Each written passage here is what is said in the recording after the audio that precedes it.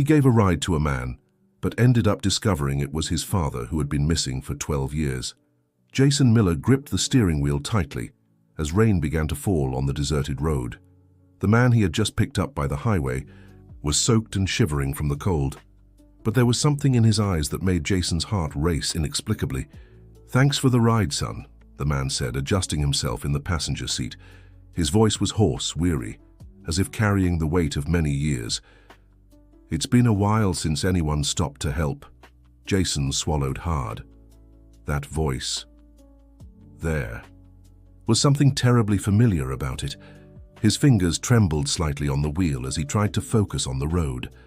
Interstate 95, connecting Philadelphia to Lancaster, was nearly empty on that Thursday afternoon.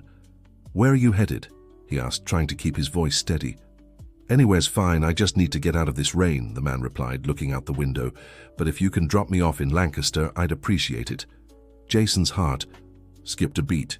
Lancaster, his hometown, the town where his father had disappeared 12 years ago, leaving only a note saying he needed to leave. He shook his head, trying to push the thoughts away.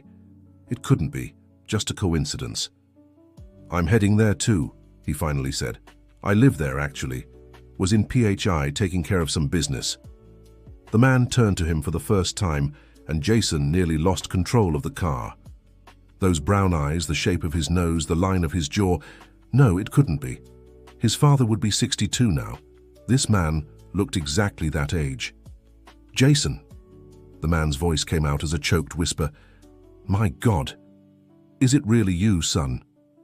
The car skidded slightly on the wet pavement as Jason hit the brakes.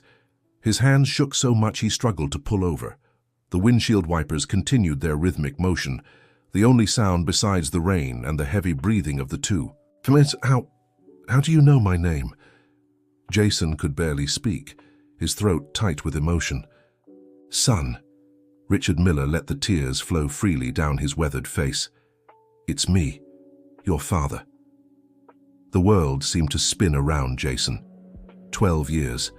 12 years of unanswered questions, of nights when his mother cried in secret, of birthdays without a father's presence. And now, on a random rainy afternoon on a random road, fate had brought them together. "No," Jason shook his head, denying the reality before him. "My father abandoned us. He chose to leave. You can't be him." "Jason, please, let me explain." "Explain!" Jason's voice rose an octave, years of pain spilling over. "Explain what? How you just vanished? How you left Mom sick with worry? How you missed my graduation, my wedding, the birth of your granddaughter?" Richard lowered his head, each of his son's words like a knife to his chest. His calloused hands trembled in his lap, and he seemed to have aged 10 years in mere seconds. "I have a granddaughter?" he asked, his voice breaking. "Had," Jason felt the tears burning his eyes. "Lily. She used to ask about the grandfather she never knew, but that was before she..." Dear listener, if you're enjoying the story, don't forget to like and especially subscribe to the channel.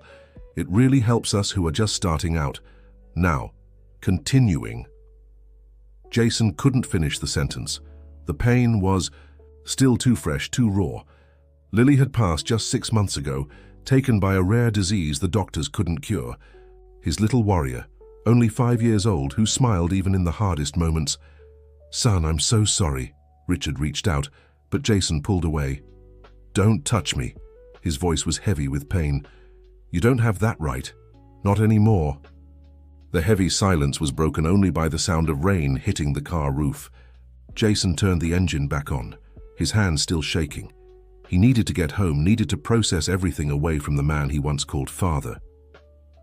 "I'll take you to the city," he said dryly. "After that, we go our separate ways." "Jason, please, I know I don't deserve it, but I need you to listen. There are things you don't know, things that would stop me from hating you all these years." Jason let out a bitter laugh. "I doubt it." The road stretched ahead, each mile torture for them both. Richard watched his son from the corner of his eye, noticing the changes. The scrawny boy he'd left behind had become a strong man, with worry lines marking his youthful face. The hands gripping the steering wheel bore calluses from hard work. You look like your grandfather, Richard ventured, the same determined eyes. Don't talk about my family, Jason snapped. You lost that right when you chose not to be part of it anymore. And your mother, how's Deborah? The car jerked slightly. Jason tightened his grip on the wheel, his knuckles turning white from the pressure. Mom is, he began, then stopped. Why should he give that man any answers? She moved on, like all of us had to. But it was a lie. Deborah had never truly moved on. Even after all these years, she still kept Richard's shirts in the closet, still made coffee too strong because that's how he liked it, still glanced at the door during dinner, as if expecting him to walk in any moment. Did she remarry? The question slipped out before Richard could stop himself. No, Jason answered before thinking, immediately regretting it. The relief on Richard's face was unmistakable, and it only angered Jason more. What right did he have to feel relief? What right did he have to feel anything about the woman he'd abandoned? Where have you been all these years? The question escaped Jason's lips, heavy with a curiosity he'd tried to suppress. Richard sighed deeply, running a hand over his weary face. The wrinkles told stories Jason didn't know, scars from a life he hadn't shared. It's a long story, son. Don't call me son, Jason cut in, and we've got an hour left on the road. Plenty of time for any story. You won't believe me. Try me. Richard looked out the window, watching the familiar Pennsylvania landscape rush by. The mountains, the small towns, everything looked the same and yet different. I didn't abandon you, he began, his voice low. I left to protect you, Jason scoffed. Right, the oldest excuse in the book. You did it all out of love, didn't you? You were 17 when I left. Remember your Uncle Michael? The mention of the name made Jason frown. Uncle Michael, his father's older brother, had died in a car accident just months before Richard disappeared. What does Uncle Michael have to do with this? The accident wasn't an accident, Jason. The car slowed involuntarily. Jason looked at his father, searching for signs of madness or lies on his face, but found only pain and truth. What are you saying? Michael got mixed up with the wrong people, owed money to loan sharks in Philadelphia. A lot of money. When he couldn't pay, Richard swallowed hard. They killed him and made it look like an accident. That's insane. Jason shook his head. The investigation said he lost control of the car. It was raining. The road was slippery. That's what they made everyone believe. But I knew the truth. Michael came to me weeks before, desperate. I tried to help him, gave him all my savings, but it wasn't enough. The rain had eased, but the storm inside the car raged on. Jason processed the information, trying to piece together a puzzle he never knew existed. Even if that's true, what does it have to do with you abandoning us? After Michael died, they came after me. They said the debt fell on the family. They threatened you, your mother. Richard's voice cracked. They said they'd do to you what they did to Michael if I didn't pay. And you just left? Didn't seek help? Didn't go to the police? You think loan sharks care about the police? They had connections, Jason. Powerful people. The only way to protect you was to disappear, make them believe I'd run away, that it wasn't worth coming after my family. Jason's head spun. The entire story he'd built about his father's abandonment began to crumble. But no, it couldn't be that simple. What about the letter? He asked, remembering the note left for his mother.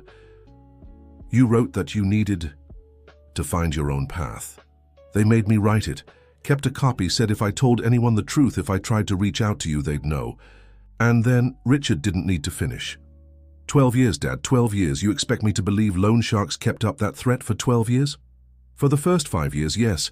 They watched me, made me send part of what I earned to them. I worked on farms out in the country, always moving, always afraid they'd find me and discover I had a family. And after 5 years? Richard hung his head, shame etched in every line of his face. After I was afraid to come back and find you were better off without me. Afraid you wouldn't forgive me, afraid I'd ruin the life you'd built. So, you're a coward, Jason spat. That's what you're telling me. First, you ran from them, then you ran from us. Yes, Richard admitted, tears streaming again. I'm a coward. Every day I woke up saying it was the day I'd return, and every day I found an excuse to put it off.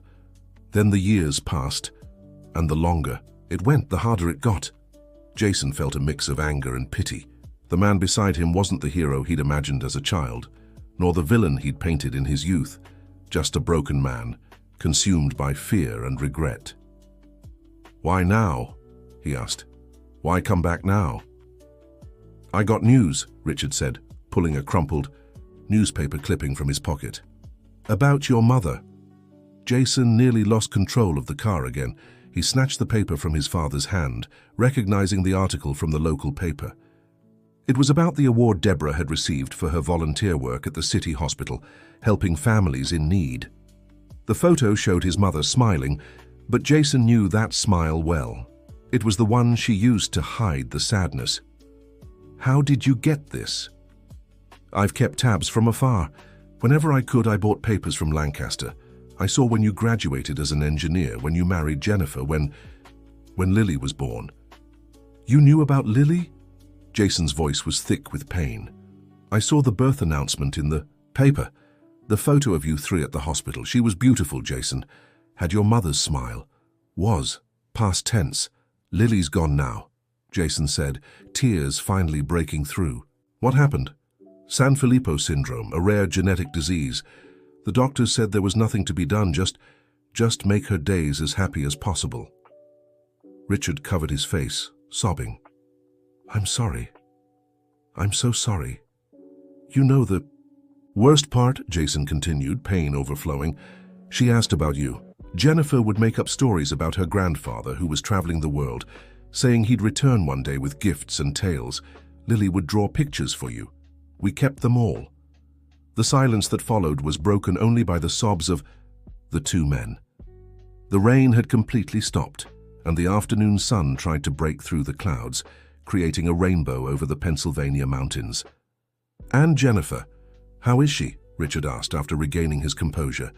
We separated 3 months ago. The pain was too much.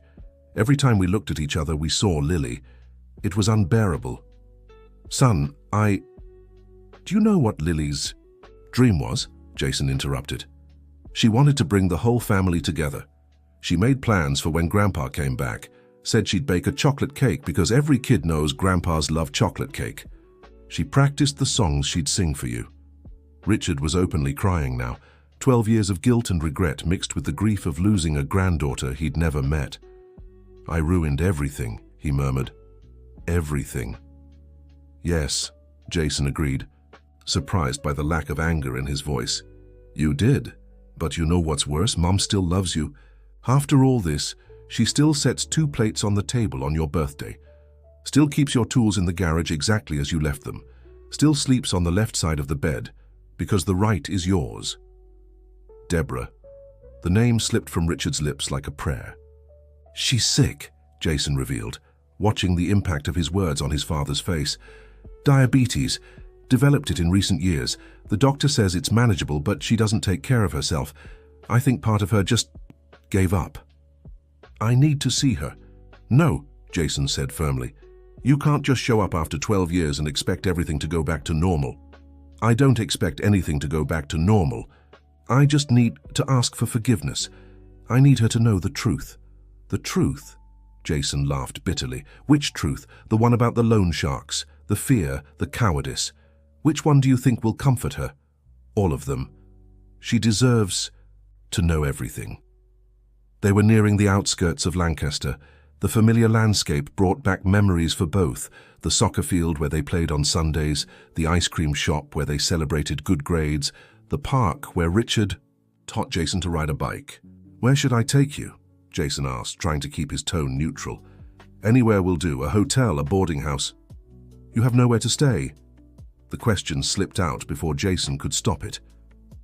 "I didn't plan this return very well. I just needed to come back. Something told me it was now or never." Jason drummed his fingers on the steering wheel, fighting his instincts. The rational part of his brain screamed to drop his father off at any corner and move on with his life. But there was another part, one that remembered fishing trips on Sundays, math lessons at the kitchen table, the tight hug when he fell off his bike and scraped his knee. There's a hotel downtown, the Keystone Hotel. Simple but clean. Thank you. They drove in silence through the familiar streets. Jason noticed how his father took in every detail, every change. Old Man Johnson's bakery had closed, replaced her by a cell phone store. The theater where they watched westerns was now an evangelical church. Time had moved on for everyone. When they stopped in front of the hotel, Richard hesitated before getting out. Jason, I know I have no right to ask for anything, but could you not tell your mother yet about seeing me? I need to figure out the best way to... To what? Show up? Destroy the peace she spent years building?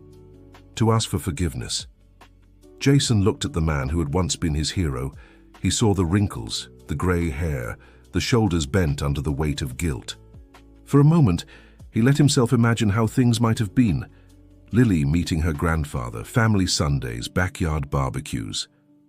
A life that could have been. I won't tell, he finally said. But not for you, for her. Mum doesn't need any more pain. Thank you, son. Don't call me that yet, Jason warned. Not yet. Richard nodded, picking up the small bag he carried. Before leaving, he turned once more. Can I ask you something? Jason sighed. What? Are you happy? Despite everything, did you manage to be happy? The question caught Jason off guard. Happy? He had been. When he held Lily in his arms, when Jennifer laughed at his lame jokes, when his mother genuinely smiled during some Sunday lunch. But now, I was, he answered honestly. Before Lily left, I was very happy. I'm sorry I wasn't there, for everything.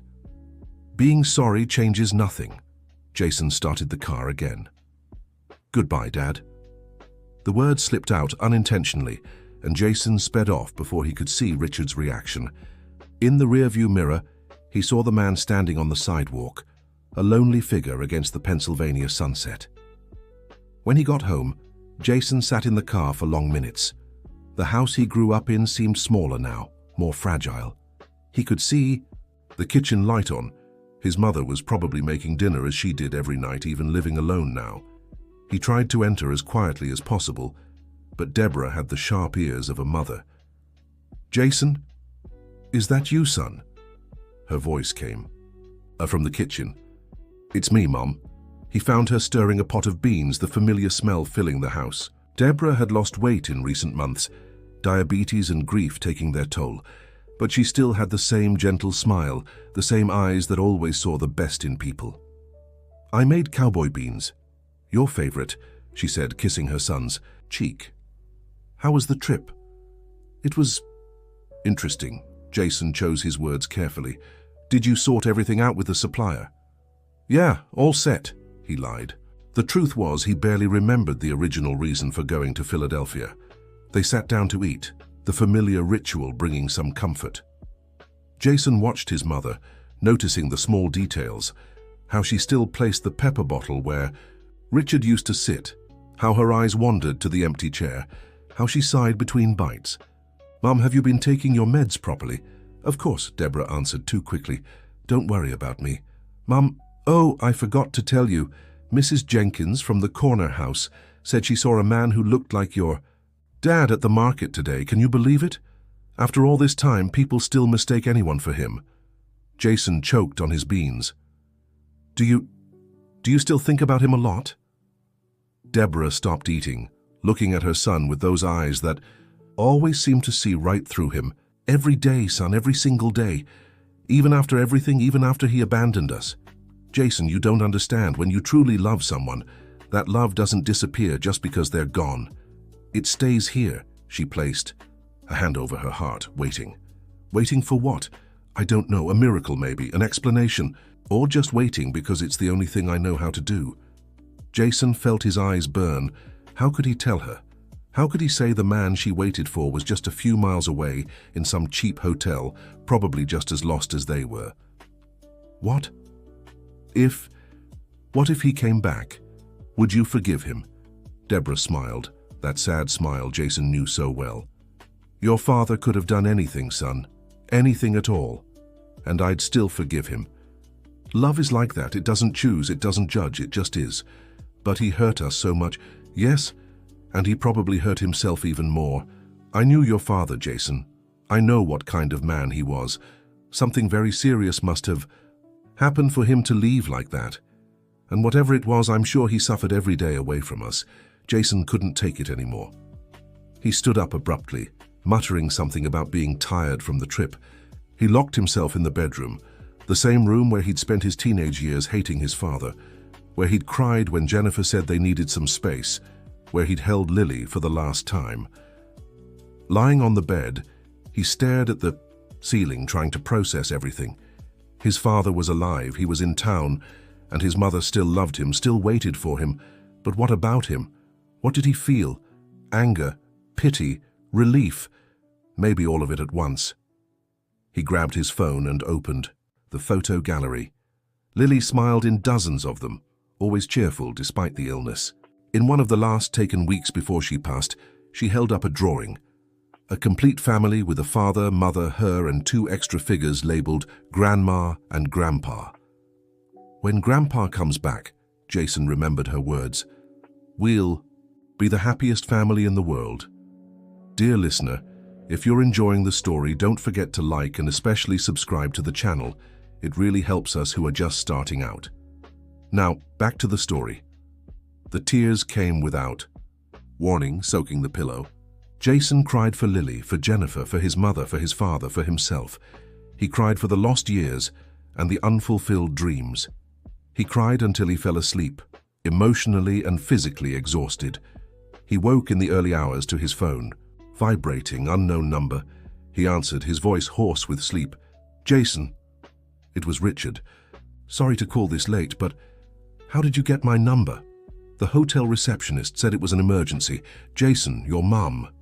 Jason sat up in bed, instantly alert. What about my mum? She's here, at the hotel. She's asking for me. What? That doesn't make sense. She showed up half an hour ago, told the receptionist she knew her husband was staying here. Jason, how did she find out? Jason was already getting dressed, his heart racing. I have no idea, I didn't say anything, I swear. She's at the front desk, doesn't know the room number, but refuses to leave. What do I do? Do nothing. I'm on my way. Jason drove through the empty streets, 1,000 thoughts racing through his mind. How had Deborah found out? Why had she gone to the hotel in the middle of the night? And most importantly, what would happen when they met? When he arrived at the hotel, he found a scene that broke his heart. Deborah was sitting in a lobby chair, wearing the same blue dress she'd worn on their anniversary, her hair carefully done. She held an old photo in her hands, their wedding picture. Mom? Deborah looked up, and Jason saw something he hadn't seen in years, hope. Jason, you came to help me find your father. Mom, what are you doing here? Mrs. Jenkins was right, she saw him, and then something inside me, she touched her chest, told me it was true, that he'd come back. I called every hotel in town until I found him. The night clock said a man matching his description checked in today. Mom, please, let's go home. No! Deborah stood determined. 12 years, Jason. 12 years I've waited. If he's here, I need to see him. I need to understand. That's when Richard appeared. He came down the stairs slowly, as if each step took all his courage. He'd changed out of his wet clothes into a simple shirt and jeans, but he couldn't hide the trembling in his hands. Deborah saw him, and the world seemed to stop. The photo slipped from her fingers, the glass shattering on the floor, but she didn't notice. Her eyes were fixed on the man she loved, taking in every change, every wrinkle, every strand of white hair. Richard? Her voice was a whisper. Is it really you? Deborah. He took the last few steps, stopping at a safe distance. I can explain. 12 years, she said, her voice growing stronger. 12 years without a word, without a sign of life. 12 years. I know. I'm so sorry. Deborah crossed the space between them in 2 steps and slapped Richard's face with all the strength she could muster. The sound echoed through the empty hotel lobby.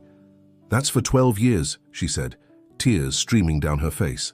Then, before anyone could react, she pulled him into a desperate embrace, sobbing against his chest.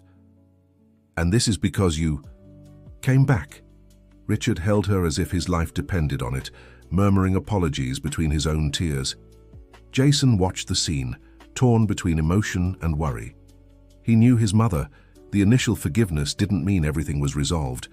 Let's get out of here, he suggested, noticing the curious glances from the receptionist. Let's go home and talk. Home, Richard repeated the word as if it were sacred. The drive was silent, Deborah in the back seat clutching Richard's hand as if he might vanish at any moment. Jason watched them in the rearview mirror, trying to process the surrealness of the situation. At home, they sat in the living room. The same room where Richard used to watch football games, where Lily took her first steps, where the family gathered on Sunday nights. Now it felt too small to contain all the unspoken emotions. Explain, Deborah said simply. From the beginning. Everything. Richard repeated the story he'd told Jason, but with more detail. He spoke about the specific threats, the men who followed him, the sleepless nights fearing for his family's safety. Deborah listened in silence, her hands clenched, in her lap. "Why didn't you tell me?" she asked when he finished. "Why didn't you trust me? They said if I told anyone, if I tried to get help, you'd suffer the consequences. They showed me pictures of you and Jason. They knew your schedules, where you worked, where Jason went to school. I panicked. And after, when the threat was gone." Richard lowered his head. "Then I was a coward, plain and simple. I was afraid to come back and find you'd moved on without me. Afraid I wouldn't be forgiven. Afraid I'd ruin what you'd built." "Built?" Deborah laughed bitterly. "You think we built anything? Jason, tell your father how the last 12 years went." Jason hesitated, but his mother's gaze left no room for refusal. "The first year Mum barely left her room. She lost her job because she couldn't work. I dropped out of college to take care of her. We survived on help from the neighbors and what little savings we had." "Jason, don't..." Deborah tried to interrupt. "No, Mom, he needs to know," Jason continued. "The second year, she developed severe depression. She was on so much medication she sometimes didn't recognize where she was. She'd call out for, 'Are you in the middle of the night?' I slept on her bedroom floor because I was afraid she'd do something stupid."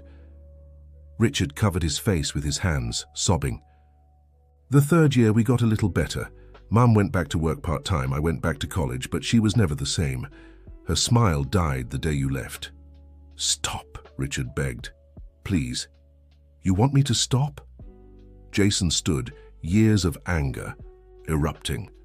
"You didn't stop when you decided to abandon us. You didn't stop when you spent years hiding. Do you know how many times I found her crying in your workshop? How many times she washed your sheets just to feel like you were still here?"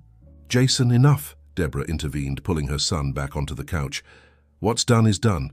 What matters now is deciding what we do from here." "What do you mean, what we do?" Jason was incredulous. "You're not seriously thinking of forgiving my husband, giving our family a chance?" Deborah met his gaze. "Yes, that's exactly what I'm thinking. Mum, he abandoned us. He tried to protect us the wrong way, I agree, but the intention..."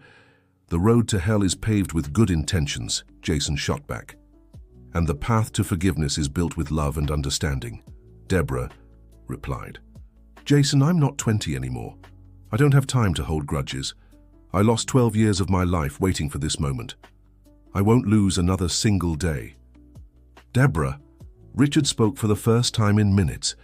"You don't have to do this. I don't deserve your forgiveness. I just came to explain, to apologize. I can leave again if it's better." "Don't even think about it," Deborah said firmly. "You're staying. We'll talk. We'll understand each other. We'll rebuild. Because that's what families do." "What family?" Jason exploded. "Lily is gone. Jennifer left me. You ran away. What family are you trying to rebuild?" The silence that followed was heavy. Deborah stood up, walked to the shelf, and took out a photo album. She sat between her husband and son, opening it to the first page. "This family," she said, pointing to a picture of the three of them, taken days before Richard left. "Hurt, imperfect, incomplete, but still our family." She flipped through the pages, showing the history Richard had missed. Jason graduating, his wedding to Jennifer, Lily being born, growing up, smiling despite her illness. This was Lily, Deborah said softly, showing a photo of her granddaughter. Your granddaughter, Richard, the most special child that ever lived. Richard touched the photo with trembling fingers. She's beautiful. Was beautiful. Sanfilippo syndrome, Deborah explained. 1 in 70,000 children. Lily was diagnosed at 3. The doctors gave her 5 years. She lived 5.5. Every day was a victory. Did she ask about me? Richard could barely speak. Every day, Jason answered, his voice gentler now. She drew pictures for Grandpa. Said when you came back, she'd throw a party with chocolate cake. She knew about chocolate cake. Richard smiled through tears. Some stories we kept telling, Deborah admitted. Like the one where you ate a whole cake and got sick. Or when you tried baking one for my birthday and nearly burned the kitchen down. For a moment, the three smiled, united by memory. But reality soon weighed in again. So now what? Jason asked. Where do we go from here? Slowly, Deborah answered. 1 day at a time. Richard will stay here in his old room. We'll talk, get to know each other again. 12. Years change people. Just like that? Jason was skeptical. No, not just like that, Deborah corrected. With therapy, with hard conversations, with a lot of work, but together, because that's what Lily would have wanted. The mention of Lily silenced any protest from Jason. His daughter really would have wanted this. The family together, whole even if imperfect. I need to go, Jason stood up. I need to think. Son, Richard began. Not yet, Jason cut him off. I can't call you Dad. Like nothing happened. But I can try, for Mom, for Lily, I can try. He left, leaving his parents alone for the first time in 12 years. Deborah and Richard looked at each other, decades of love and pain passing between them without words. A lot has changed, Richard finally said. You're even more beautiful. Liar, Deborah laughed, touching her graying hair. I'm old, sick, and tired. You're alive. You're here. You're giving me a chance I don't deserve. To me, you're perfect. Richard, you need to understand something. I am giving you a chance, yes, but trust. Trust will take time. A lot of time. I know. I'll earn it back.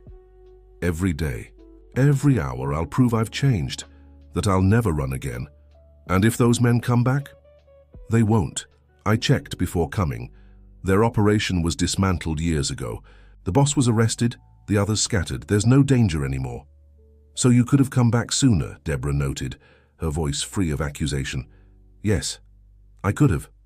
And it's something I'll have to live with for the rest of my life. Deborah stood up, automatically tidying the room. Your room is just as you left it. Well, not exactly. I turned it into a sewing room, but the bed is still there. Deborah, I can stay at the hotel. Don't even think about it. You're my husband. 12 years haven't changed that. You'll stay here, and we'll work through this like adults.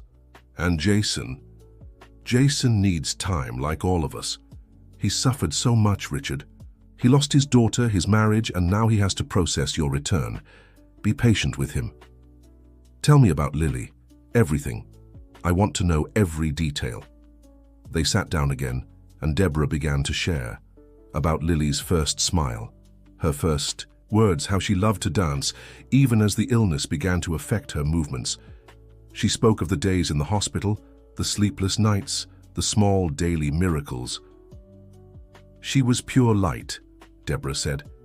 Even on the worst days, she always had a smile, a kind word. The doctors said they'd never seen a child so strong. She took after you. She took after both of us. She had your stubbornness, my hope. Jason and Jennifer did an incredible job with her. And Jennifer, how is she? Devastated. She loved Lily more than life itself. When she passed, it was too much. She and Jason tried to get through it together, but the pain was too great. Every time they looked at each other, they saw Lily. They decided to separate for a while, but I think they both know it's permanent. That's terrible. It's life, Richard. Bad things happen to good people.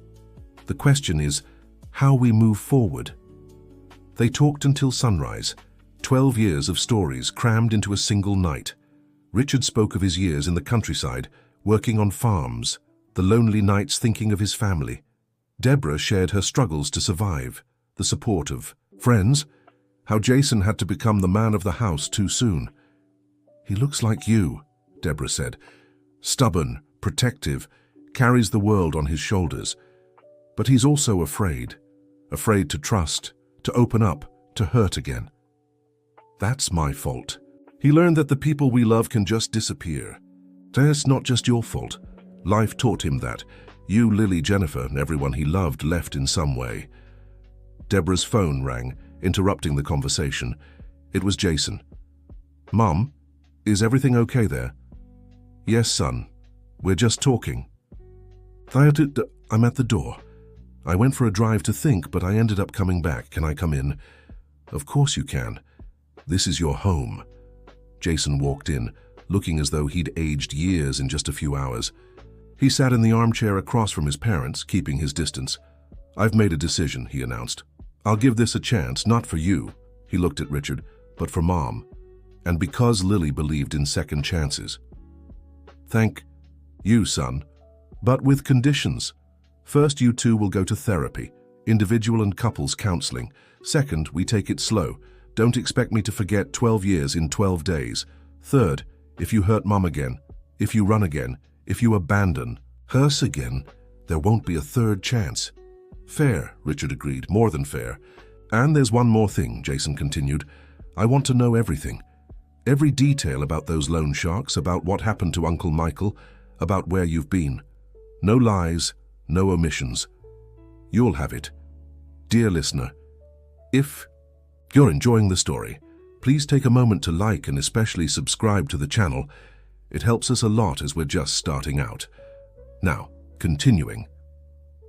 The following days were a mix of tension and revelations. Richard shared in detail about the dark world Michael had gotten involved in, about bets that spiraled out of control, about dangerous men who didn't accept excuses. He showed scars Jason hadn't noticed before, marks from a confrontation when he'd tried to protect the family before fleeing. Deborah started therapy, finally addressing years of abandonment and depression. The sessions were painful. She often left crying but always returned the following week. Richard would accompany her, waiting outside, ready to offer support if she allowed it. Jason kept his distance but observed everything. He saw how his father helped with household chores, tended to the neglected garden, prepared the strong coffee just how Deborah liked it. Small gestures rebuilding a lost routine. One afternoon, 3 weeks after the return, Jason found Richard in the old backyard workshop. The place was covered in dust, tools rusted, but Richard was cleaning each piece with reverent care. "I remember when you taught me to use the lathe," Jason said from the doorway. Richard turned, surprised. "You were 8. You insisted so much I had to make you a stool to reach it. I made an ashtray for Mum. She hated cigarettes but kept it like gold. She still has it. I saw it on the living room shelf." They fell, silent, each lost in memories. Jason stepped in, picking up a familiar screwdriver. "Lily would have loved this place," he said. "She was fascinated by how things worked, took her toys apart to understand the mechanics." "Takes after her grandfather," Richard said with a sad smile. "Yeah, guess so." It was the first real moment of connection since his return. Jason sat on the workbench, the same one where he'd spent afternoons watching his father work. "You know, after you left, I tried keeping the workshop going, but it wasn't the same. Didn't have the same magic." "The magic wasn't in the tools, son. It was in us being together." "Why didn't you leave a real note?" Jason asked abruptly. "Why couldn't you find a way to warn us you were in danger?" Richard stopped cleaning the tool in his hands. "I tried. Wrote dozens of letters explaining everything, but they always showed up before I could send them, like they knew what I was thinking before I did it. Must have been lonely." "It was hell," Richard admitted. "Every day away from you was torture, but I endured it thinking you were safe, that my suffering was worth it if you were okay. But we weren't okay. I know that now. It was arrogant to think I could protect you all alone. Should have trusted Deborah, should have sought help. But fear blinded me." Jason fiddled with the screwdriver, spinning it between his fingers like he used to as a boy. "Jennifer called yesterday," he said casually. Asked if it was true you'd come back. What did you say? The truth. That yes, you were back. That we were trying to rebuild. Something. How'd she take it? Wished us luck. Said she understood. About second chances, about forgiveness. Said that Lily would have been happy. Mentioning Lily always brought tears, and this time was no different. Richard hesitated, then stepped closer, and for the first time Jason didn't pull away when his father placed a hand on his shoulder. Tell me more about her, please. Jason smiled through the tears. Where do I start? Lily was everything. Woke up singing, you know. Even when the illness got worse, when she could barely get out of bed, she'd sing. Said music kept the monsters away. What kind of music? Everything. Nursery rhymes, 80s rock Jennifer played. But her favorite was My Way by Frank Sinatra. Said it was the song Grandpa sang for Grandma. Richard's eyes widened. But how did she... Mom told her stories, how you met, your wedding, the serenades you'd sing when you were dating. Lily loved those stories. I still love your mother, you know? I never stopped loving. I know, and she did too, that's why it hurts so much. If you hated each other, it would be easier. But your love survived 12 years apart, and that is both beautiful and tragic. They worked together in silence for the rest of the afternoon, cleaning tools, organizing shelves. It was a beginning, small and hesitant, but a beginning. That evening at dinner, Deborah noticed the change. Jason no longer avoided looking at Richard. He even passed the salt when asked. Small progress that meant so much. I've been thinking, Deborah said, about Lily, about what she would want us to do. What do you mean? Jason asked. She always talked about helping other children, remember? Even when she was sick, she wanted the kids in the hospital to have toys, books, joy. The foundation, Jason recalled. She wanted to start a foundation. Exactly. And I think we should do it. The three of us. As a family. Richard looked surprised. You'd include me in this? Lily never got to know her grandfather in life, but she can know him through the children we help. Every smile, every life made better, will be a piece of her living on. The Lily Foundation, Jason said softly, for children with rare diseases. What do you think? Deborah looked hopefully between her husband and son. I think Lily would love it, Richard replied, moved. It'll be a lot of work, Jason warned. Bureaucracy, fundraising, management. We have time, Deborah smiled, and we have each other. It was the first time in weeks she had mentioned a future together. Richard placed his hand over hers on the table, and she didn't pull away. We could use the workshop, Jason suggested. Turn it into a space for the kids. Lily always said she wanted a place where they could create, invent, discover. A workshop of dreams, Richard added, where every child can build their dreams, even if just for a few hours. They talked excitedly about the plans, ideas flowing, and complimenting each other. For a while they were just a family planning the future, the shadow of the past temporarily forgotten. But reality always demanded its price. In the early hours of the morning, Jason woke to shouts coming from his parents' room. He rushed down the hall to find Richard sitting up in bed, sweating, while Deborah tried to calm him. It was just a nightmare, she said. You're safe, you're home. They were here, Richard murmured. They were going to hurt you, I couldn't stop them. Jason stood in the doorway, witnessing his father's vulnerability. The years of fear had left, deep scars, wounds that wouldn't heal easily. Dad! The word slipped out naturally. It's okay, we're safe. Richard looked at his son, tears glistening in the dark. Jason, I'm sorry for everything. I know.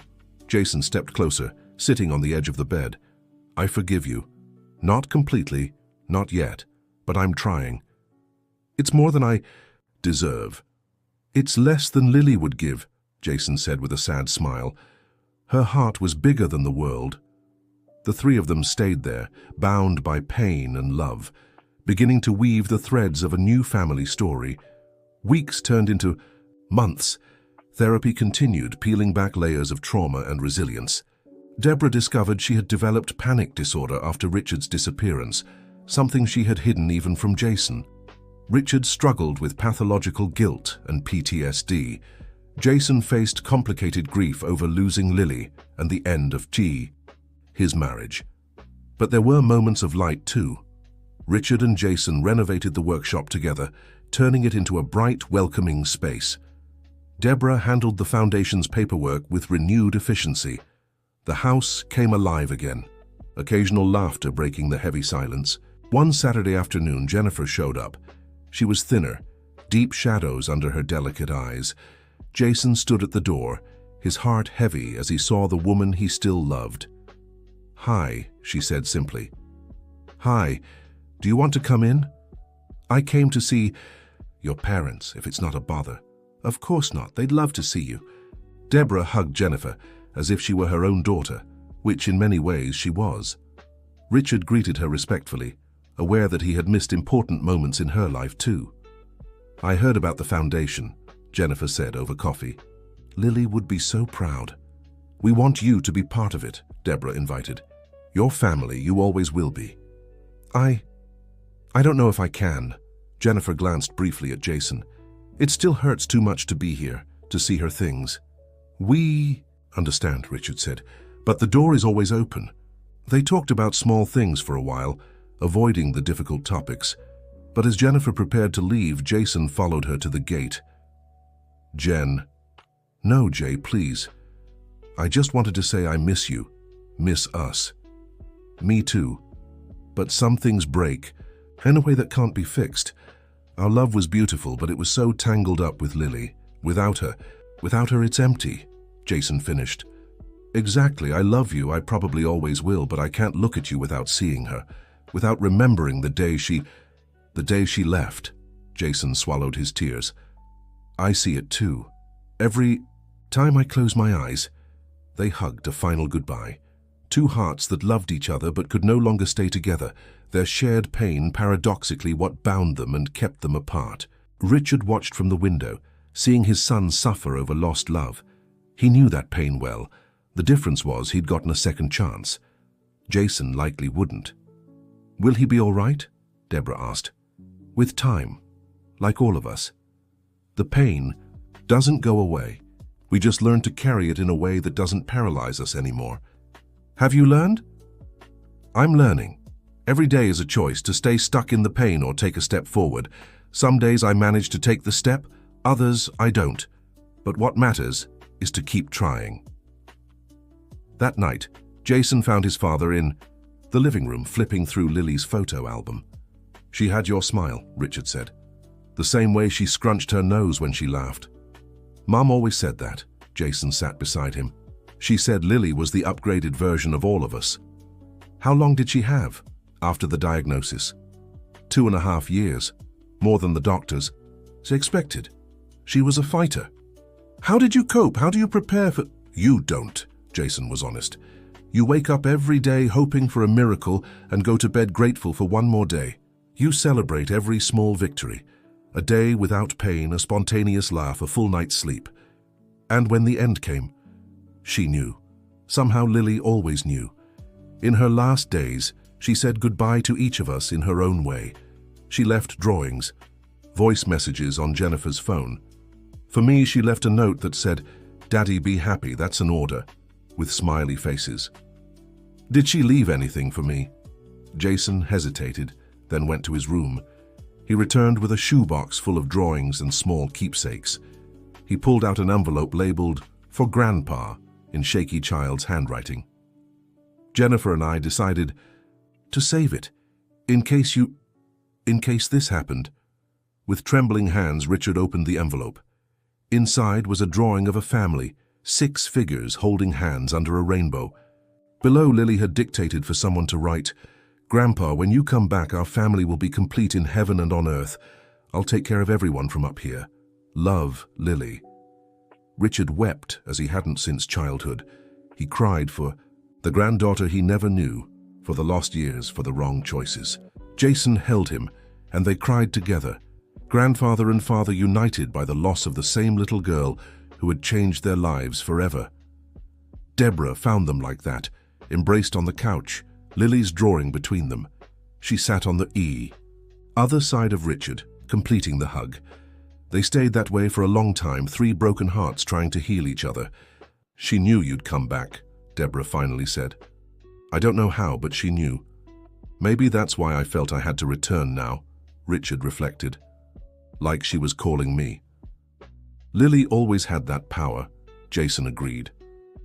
To bring people together, to see the best in everyone, to believe in the impossible. The months kept passing. The Lily Foundation was officially inaugurated on a sunny spring morning. The old workshop had transformed into a magical space, with colorful walls, activity tables, musical instruments, and art supplies. Children with various rare conditions came weekly for art, music, and creativity workshops. Seeing their faces light up as they created something new brought bittersweet joy to the Miller family. Jennifer appeared at the opening, keeping a respectful distance from Jason, but supporting the initiative. She brought a generous donation and offered to give music lessons once a month. Lily loved when I played guitar, she explained. I think she'd want other kids to have that joy too. The community embraced the project. Mrs. Jenkins, the neighbor who had seen Richard at the market, became a dedicated volunteer. Local. Merchants donated supplies. The story of the Miller family, of loss and reunion, inspired others to help. But not everything was easy. There were hard days when Lily's absence weighed too heavily. When a child at the foundation reminded them too much of her. When special dates arrived without her cheerful presence. Richard's first birthday back home was particularly difficult. Deborah made the chocolate cake Lily had promised to bake, but no one could eat more than a slice. Her empty chair seemed to scream her absence. She'd be singing right now, Jason said, playing with his fork. Lily-style happy birthday. Jennifer, who had been invited, smiled sadly, with made-up verses and impossible rhymes. And she'd insist Grandpa make a special wish, Deborah added. What wish would I make? Richard wondered aloud. I think I'd wish for exactly this, to be here with you, honoring her memory. Then your wish came true. Jason raised his glass of juice. A toast to Lily, who even in absence managed to do the impossible, bring us back together. They all toasted, tears and smiles mixing. That's how they moved forward, one step at a time, one memory at a time, one day at a time. Family therapy revealed hard truths. Deborah admitted that part of her hated Richard for what he'd done, even if she understood his reasons. Jason confessed that sometimes he wished his father hadn't returned, because it was easier to hate a memory than to forgive a real person. Richard revealed he'd thought about dying many times during his years of exile, and only the hope of seeing his family again had kept him alive. You're a broken family, the therapist summarized in one session, but you're choosing to rebuild. That takes immense courage.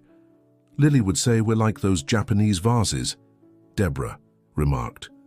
Kintsugi? Where the cracks are filled with gold. Our cracks run deep, Jason observed. Then we'll need a lot of gold. Richard tried to lighten the mood. That's how they rebuilt their bonds between tears and attempts at humor. It would never be like before. There was no erasing 12 years of absence. But it could be. Something new, different, maybe even stronger for having survived the ordeal. One afternoon, Jason came home early and found his parents dancing in the kitchen. Frank Sinatra's music played softly on the radio, and they swayed slowly, Deborah's head resting on Richard's shoulder. For a moment, Jason considered slipping away unnoticed. But something made him stay, watching how true love could survive everything. Abandonment, fear, years of loneliness, irreparable loss. Don't just stand there, Deborah noticed him. Come dance with your mother. Richard passed Deborah into his son's arms and went to make coffee. Jason and Deborah danced, just as they had when he was a child, and she tried to cheer him up after some disappointment. Did you really forgive him? Jason asked quietly. Forgiveness is a process, son, not a moment. Every day, I choose to forgive a little more. And if he runs away again, he won't. Your father has changed.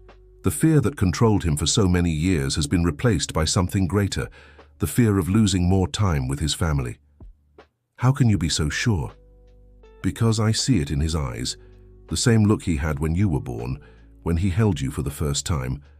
A man who looks like that doesn't run away anymore. The song ended, and another began. Richard returned with the coffee, and the three of them sat at the table, a simple ritual they had resumed. "Jennifer called today," Jason announced. "She's moving. Got a job offer in New York City." The silence was heavy. They all knew what it meant, the final end of any hope for reconciliation. "It's for the best," Jason continued, trying to convince himself. "We both need a fresh start, away from the memories." "You could go too," Richard suggested carefully. "Start over somewhere else." "No," Jason was firm. "My place is here, with you, with the foundation, with Lily's memory.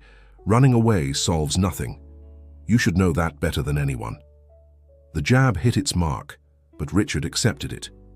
He deserved every sting, every reminder of his mistakes. "You're right, I'm sorry." "No," Jason sighed. "I'm the one who should apologize. That was unnecessary. It's hard to see Jennifer leave." "The love of your life." Deborah touched her son's hand. "She was. But Lily was the love of all our lives. Without her, Jennifer and I are just two people who love each other but can't stay together. Tragic but true." Jennifer's farewell was quiet. Only Jason went to the airport, the others understanding it was their moment. They hugged for a long time, promises of friendship they both knew they wouldn't keep. Sometimes love means letting go. Jason returned home broken but whole. He found his parents at the foundation painting a mural with the children. He joined them, letting the colors and children's laughter temporarily fill the void. "Uncle Jason!" A girl named Emily, who had a degenerative disease, tugged his shirt. "Look, I drew your family." The drawing showed 4 figures: Jason, Deborah, Richard, and a small figure with wings. "Is that Lily?" Jason asked, moved. "Yes. Mommy said she's the Foundation's angel. She's always here watching over us." Jason hugged Emily, hiding his tears in her curly hair. Across the room, his parents watched with sad smiles. Lily really was there, in every child they helped, in every smile they sparked, in every life they touched. The first Christmas without Lily, but with Richard back, was a milestone. Deborah insisted on keeping all the traditions, even hanging Lily's stocking by the fireplace. "She's still part of the family," she explained when Richard asked if it wouldn't be too painful. The evening was a mix of joy and melancholy. Stories were shared, some bringing laughter, others tears. Jason told them about the previous Christmas, the last one with Lily, when she insisted on leaving cookies for Santa, even though she knew the grown-up secret. "She said it was to keep the magic alive," Jason smiled. "That, believing in good. Things was important even when we know the truth." "Too wise for 5 years," Richard observed. "Lily was an old soul," Deborah agreed. "Sometimes it felt like she knew things we didn't." "Like the fact that I'd come back?" Richard suggested. "Exactly. She had unshakable faith in happy endings." "But hers wasn't happy," Jason said bitterly. "Wasn't it?" Deborah questioned. "Lily lived surrounded by love, fulfilled her dream of helping other children through the foundation, left a legacy of hope. It's not the ending we wanted, but maybe it's the one she chose." Deborah's perspective silenced everyone. It was comforting to think Lily had some control over her fate, that her passing was more transcendence than tragedy. At midnight, they raised a silent toast, each lost in thought but united in presence. The Miller family was different now, marked by loss and time, but still standing. The new year brought challenges and triumphs. The foundation grew, reaching more children. Jason began giving talks on grief and resilience, discovering that helping others healed him too. Deborah smiled more often, her diabetes under control now that she had reasons to take care of herself. Richard worked tirelessly, as if every hour devoted to the foundation made up for lost time with his family. But the real test came on an ordinary March afternoon. Jason was returning from work when he saw the ambulance outside their home. His heart raced as he ran inside, finding paramedics tending to Deborah in the living room. "What happened?" he asked desperately. "Your mother had a hypoglycemic episode," Richard explained, pale. "She collapsed in the kitchen. I found her." "I'm fine," Deborah protested weakly. "Just a slip-up." But she wasn't fine. At the hospital, Tests revealed her diabetes had damaged her kidneys more than they realized. The doctor was clear. Deborah would need dialysis and eventually a transplant. How long? Jason asked, his voice shaking. With proper treatment, years, many years, the doctor assured. But she'll need constant care. The ride home was silent. Deborah went straight to bed, exhausted. Jason and Richard stayed in the living room, the weight of it all pressing down. I can't lose her too, Jason murmured. Not now. Not after everything. We won't lose her, Richard said firmly. I'll take care of her, every day, every hour. It's the least I can do. We'll take care of her, Jason corrected. Together. It was a turning point. Deborah's fragility united father and son in a way no therapy ever had. They organized a care routine, taking turns to ensure she took her meds, followed her diet, and attended appointments. Deborah protested, insisting she wasn't helpless, but secretly she felt loved. Seeing her husband and son work together for her healed old wounds. You're overdoing it, she grumbled one morning, as Richard brought her breakfast in bed while Jason checked her glucose. Let us take care of you, Jason smiled. It's our turn. Dialysis began, 3 times a week. It was exhausting, but Deborah faced it with the same courage she'd shown in her loneliest years. Richard always accompanied her, reading to her during sessions, holding her hand when the needles went in. One afternoon as they waited, Deborah made a confession. I knew where you were, she said suddenly. Richard nearly dropped his book. What? I hired a detective in the 3rd year. He found you on a farm in Iowa, then in Nebraska. I always knew where you were. But why didn't you ever? Because you didn't want to be found, and I respected that even though I hated it. But I needed to know you were alive, that you were okay. It was the only way I could go on. Richard was speechless. Deborah had always known. For 9 years she could have gone after him, demanded answers, but she'd chosen to wait. You're incredible, was all he managed. No, I'm just a woman who loves too much. Sometimes that's strength, sometimes it's weakness. It was strength. Richard held her hand, always strength. Life continued in this new rhythm. Mornings at the foundation, afternoons at the hospital, evenings with family. Jason began dating a volunteer from the foundation, Rachel, who had lost a brother to a rare disease. It was a calm romance without the passion he'd shared with Jennifer, but with mutual understanding and genuine affection. She's good for you, Deborah observed during a dinner where Rachel had been invited. It's different, Jason admitted, but different can be good. Lily would approve, Richard added. She always said Dad needed to smile more. It was true. Lily had a gift for seeing what people needed, and Jason needed someone who understood his pain without trying to fix it, just being there. Rachel was that person. The 2nd anniversary of Lily's passing arrived on a rainy June day. The family went to the cemetery together, each bringing something. Deborah brought flowers, Richard a colorful pinwheel that spun in the wind, and Jason her favorite book to read aloud. They stood in silence for long minutes, each lost in memories. It was Rachel, who had quietly accompanied them, who broke the silence. Can I sing? She asked timidly. The song she liked? Everyone nodded, and Rachel's soft voice filled the air with My Way. Deborah hugged Richard. Jason closed his eyes and let the tears flow freely. When the song ended, the sun broke through the clouds, creating a perfect rainbow over the cemetery. Lily, Deborah smiled through her tears. Always dramatic to the end. They laughed, that laughter mixed with crying only those who've lost a loved one know. They left feeling lighter, not because the pain had lessened, but because they'd learned to carry it together. 6 months later, news would change everything again. Jason came home to find his parents hugging on the couch, both crying. His first thought was that something had worsened with Deborah's health. What happened? The tests? No, Deborah smiled through her tears. Not the tests. Jason, a donor has come forward. A donor? You mean a compatible kidney? I can have the transplant. Jason threw himself into his parents' arms, all three crying with relief and hope. After so much loss, finally, a possibility of victory. The surgery was scheduled for the following month. Preparations were intense: tests, consultations, psychological readiness. Richard never left Deborah's side, every moment together too precious to waste. The night before the surgery, the family gathered for dinner. It was tense but hopeful. "I have something to say," Deborah announced. "In case something goes wrong tomorrow." "Mom, no," Jason protested. "Let me speak. If something goes wrong, I want you to know, these last 2 years have been the hardest and most precious of my life.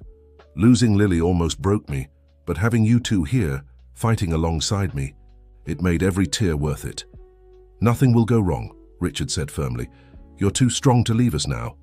"Even so, Jason, you've become an amazing man.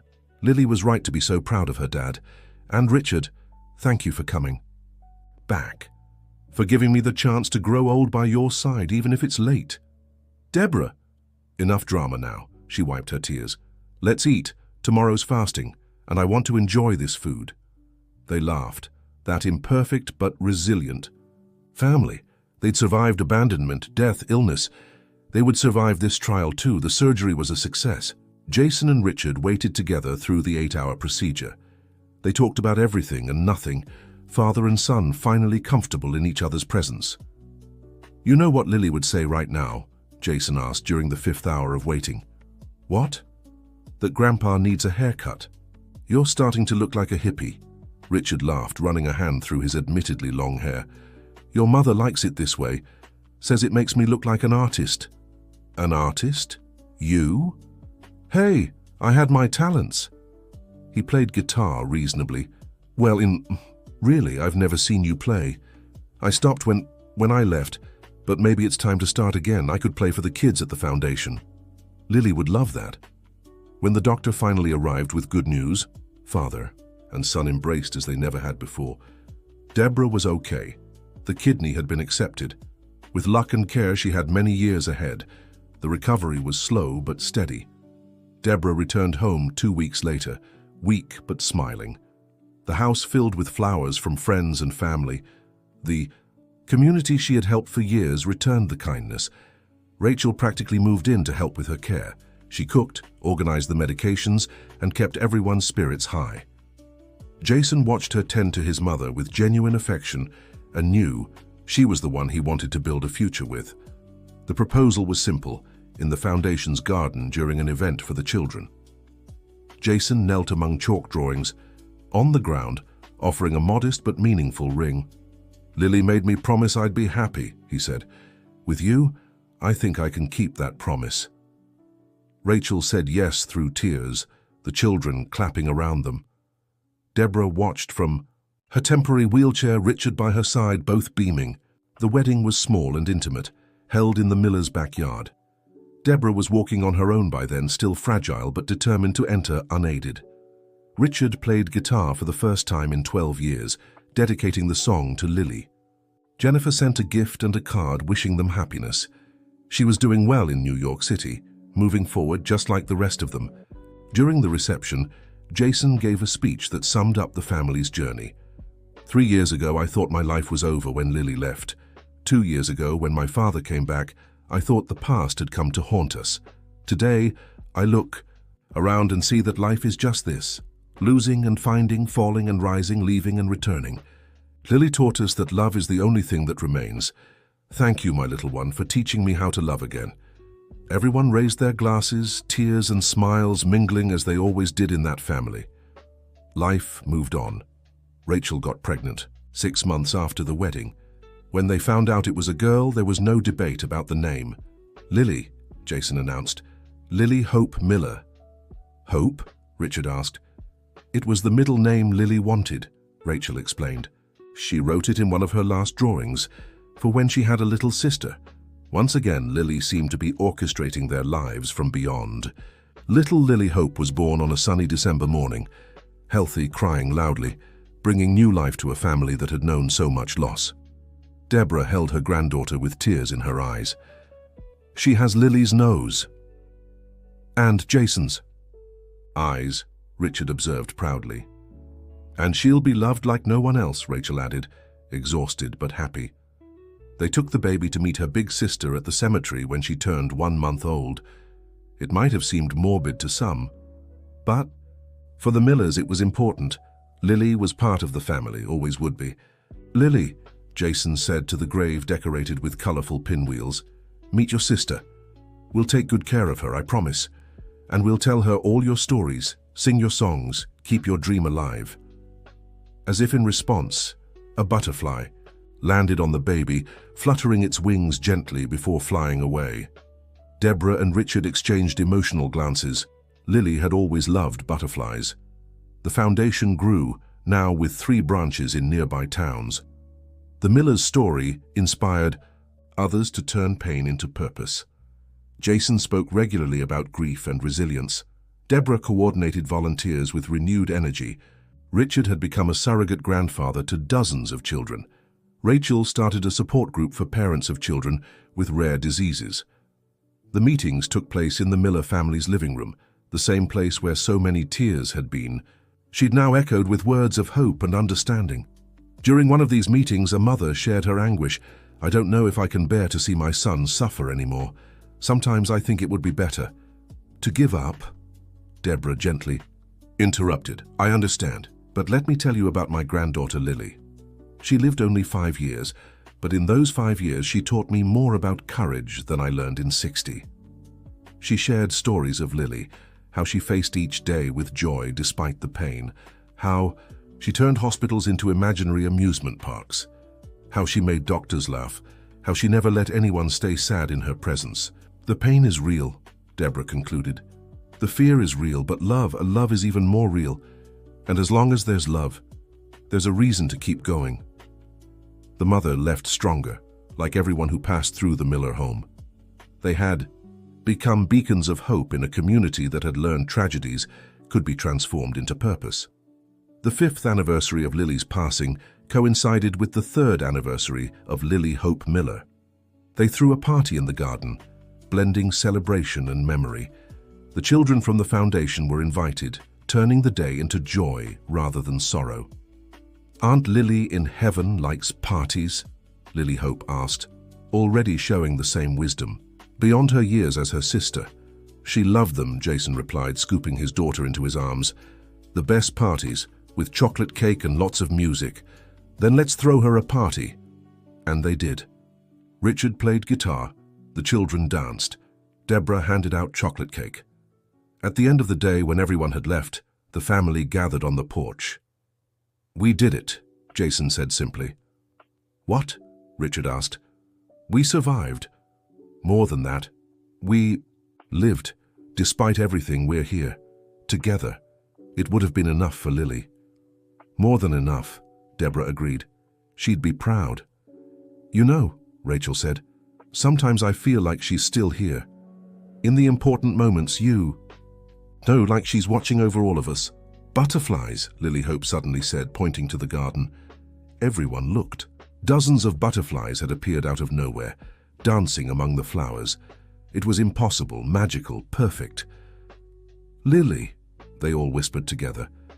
The butterflies lingered for long minutes, as if delivering a message. Then, as suddenly as they had come, they were gone, leaving the family in reverent silence. "She's okay," Richard broke the silence. "Wherever she is, she's okay." "And so are we," Jason added. "Finally, we're okay too." Night fell gently over the Miller home. Deborah and Richard went to sleep holding hands, as they had every night since the transplant. Jason and Rachel tucked Lily Hope into bed, the little girl asking for one more story about her sister in heaven. In what had once been Lily's room, now transformed into the Foundation's office, hundreds of photos of smiling children covered the walls, each one touched by the legacy of a girl who had lived only 5 years, but whose influence would be eternal. Jason paused in the doorway, watching. He could almost hear Lily's laughter echoing through the halls, could almost feel her presence in every corner of the house. "Thank you, little one," he whispered, "for everything." A soft breeze rustled the papers on the desk, and for a moment, just a moment, Jason swore he heard her voice. "Be happy, Daddy. That's an order." And he was. Despite everything, because of everything, he was happy. The Miller family had learned life's hardest and most precious lesson, that love transcends absence, that forgiveness heals old wounds, that even the deepest pain can be turned into purpose. 12 years of separation hadn't destroyed Deborah and Richard's love. Lily's death hadn't ended her influence on the world. The end of Jason and Jennifer's marriage didn't stop him from loving again. Every loss had become a different kind of gain. Every tear had watered new possibilities. Every moment of despair had forged a strength they never knew they had. And so in that house in Lancaster, an imperfect but resilient family continued their journey, bound not just by blood, but by shared scars, by a love that had survived the impossible, by the little girl from heaven who still guided their steps. Because in the end, Lily was right. When love is big enough, nothing is ever truly lost, only transformed, waiting for the right moment to bloom again. Like the butterflies in the garden, like hope in the heart, like life, stubbornly, always, finding a way. The end of the story. Now tell us what you thought of the story and where you're watching from. Do you think Jason was right to forgive his father? We'd love to hear your opinion. Thanks for joining us. Don't forget to like and subscribe for more heartwarming stories.